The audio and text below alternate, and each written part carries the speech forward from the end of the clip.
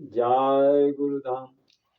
धर्म प्रेमी जनों प्रेम से बोलो जय गुरुधाम, जय गुरुधाम, जय गुरुधाम।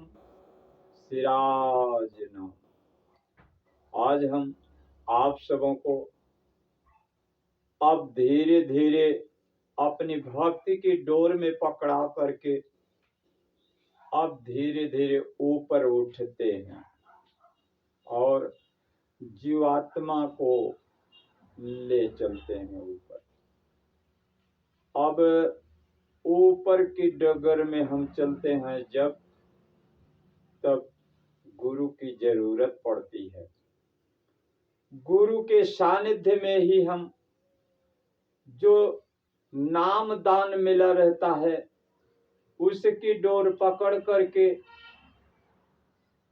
उसी को हम धुन्यात्मक करके लगे रहते हैं और उसी में चलते रहते हैं।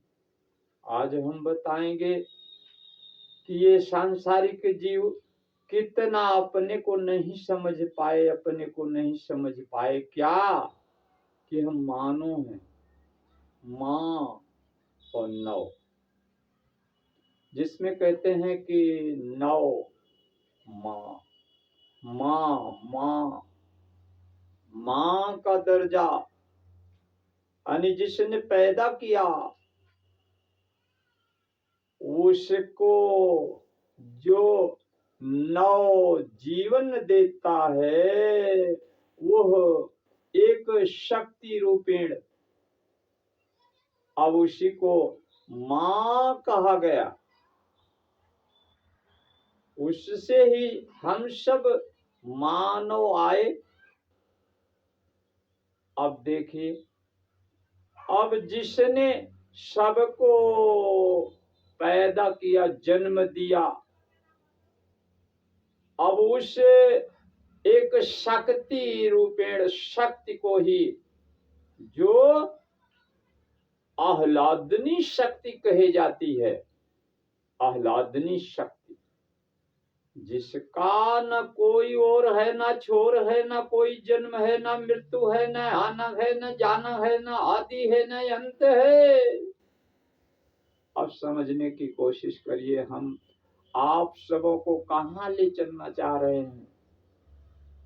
हम भी सत्संग में आते आते यहाँ तक पहुंचे और जाने, संगत में आकर के जाने कि कितना लोग अभी पीछे हैं जो उस ईश्वर को, उस प्रभु को, उस जगत गुरु, उस जगत के कर्ता धर्ता जो जगत गुरु कहे गए, जो जगत गुरु हाई हैं, उनको भी नहीं समझा, न जाना, न परखा, न कोशिश किया, न प्रयास किया, बल्कि जो लोगों ने बता दिया उसी पर चलते रहे।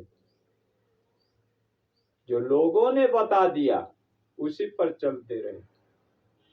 हमने भी 4 वेद, 6 शास्त्र, 18 पुराण, कुरान, गीता, भागवत, रामायण, श्यामायण सब का अध्ययन किया तो पाया कि ये जो अब हम सब कहते हैं कि कृष्णम वंदे जगद गुरु, जगत गुरु श्री कृष्ण की वंदना। हम वंदना करते हैं किसकी? श्री कृष्ण की। कैसे श्री कृष्ण? जगत गुरु। तो जब जगत गुरु हैं श्री कृष्ण, उनकी वंदना करते हैं तो वो कैसे जन्म मृत्यु में आ सकते हैं? वो कैसे कृष्ण राधा में आ सकते हैं? वो कैसे पति पत्नी के रूप में हो सकते हैं? वो कैसे मानव के इस संसर्ग में आकर के सारी बातें जो लिखी गई, कही गई, उन सब का चरितार्थ कर कैसे वो कर सकते हैं, हो सकता है, प्रमाणित कैसे है? ये सब कुछ नहीं। हम बताएं, हम भी जब अध्ययन कर रहे थे तो अध्ययन करते करते जब पहुंचते हैं श्रीमद् भागवत महापुराण में, तो हमको वहां जब तृतीय स्कंद में जाते हैं तो हमको वहां मिलता है, तीसरा स्कंद है और 26वां अध्याय है, 21वां श्लोक है। कहते हैं इस श्लोक को एक भी लाइन पढ़ने के पहले बैठे हुए सभी को कर्म गुण से ब्राह्मण का रूप धारण कर लेना चाहिए, अर्थात ब्रह्म का अणु होकर के, ब्रह्म के अंश में आकर के, ब्राह्मण कर्मानुसार होकर के इसको वक्ता और श्रोता दोनों को कहना सुनना चाहिए। इसलिए अब हम चाहेंगे आप सभी एक बार प्रेम से बोलो जय गुरुधाम। अब सभी कर्म से अब क्षण मात्र के लिए अब इस सत्संग में आए हुए सब धर्म प्रेमी, जहां पर माता बहनें बिंदिया लगाती हैं और हम सब टीका लगाते हैं, वहीं पर मन बुद्धि चित्त अहम इन सब का वास है।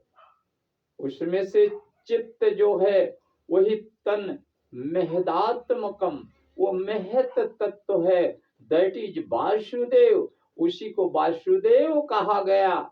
वास सब में करने वाला और सबका वास उसी का वास है, इसलिए वो वास और देता है, देने के नाते देव। अब जोड़िए वास और देव, अर्थात तो वासुदेव कहा गया। अब देखिए यथार्थ हम बोल रहे हैं, समझने की कोशिश करिएगा तभी मिलेगा।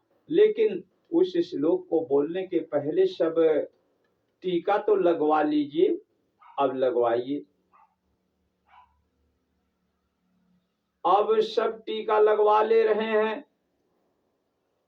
अब ओम चंदनस्य महत पुण्यम पवित्रम पापनाशनम। ओम चंदनस्य, ओम एक शब्द है जो चंदन के रूप में आता है। ओम चंदनस्य महत तत्व, जो महत तत्व का रूप लेता है और सर्व विघ्न विनाश करता है, वह ओम महत तत्वम चंदनस्य महत तत्वम सर्व विघ्न विनाशनम। और वह सर्वदा सर्वम कष्टकारकम और तिष्ठति सर्वदा, स्थान पर बैठता है और सब विघ्नों का नाश करता है। तो इस तरीके से अब उसके आप गूढ़ अर्थ में जाइए और अन्यथा कुछ सोचने विचारने में न लगे रहिए। आगे चलिए, अपने उस क्षण को देखिए, अपने उस लक्ष्य को भेदिए। अब आप लोगों को हम बताएंगे कि वो श्लोक बोलने जा रहे हैं। अब एक बार प्रेम से ध्यान में आइए। जय गुरुधाम। अभी हमने बताया कि तीसरा स्कंद श्रीमद् भागवत महापुराण का प्रथम पोथी का प्रथम भाग का 26वां अध्याय 21वां श्लोक क्या है? यत तत् सत्व गुणम सक्षम शांतम भगवतः पदम जदाहुर्वासुदेवाख्यम तन महदात्मकम। अब आप लोगों को अर्थ बताते हैं, समझ में आ जाए ताकि जो सत्व गुण स्वच्छ शांत और भगवान की उपलब्धि का अस्थान रूप चित्त है, वही वासुदेव है। महत तत्व अर्थात वही महत तत्व है और उसी को वासुदेव कहते हैं।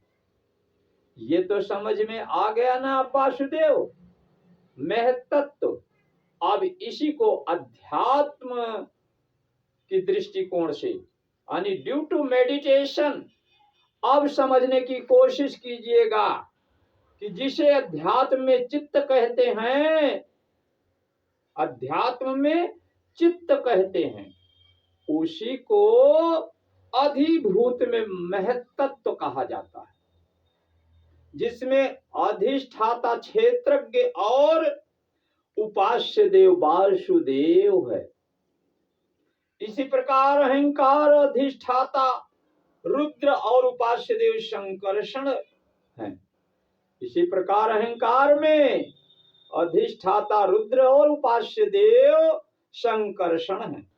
बुद्धि में अधिष्ठाता ब्रह्मा और उपास्य देव प्रद्युम्न है।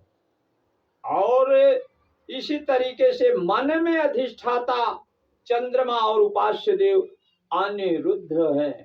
इस तरीके से अब आप सबों को हम ज्यादा ना कह करके आज कृष्ण के बारे में इसलिए कह दिया कि हमने नाना प्रकार के सब ऊट पटांग देखा, सुना और पढ़ा भी, अध्ययन भी किया, तो हमारे भी दिमाग में आ गया कि वो कृष्ण जो जगत गुरु हैं, जिनकी वंदना हम सब जगत गुरु मान करके करते हैं और वासुदेव जानते हैं, और उन्हीं में ही हम सबका वास है। हम सबके वही सब कुछ हैं, लेकिन उनको भी ऐसा क्या नहीं कह दिया।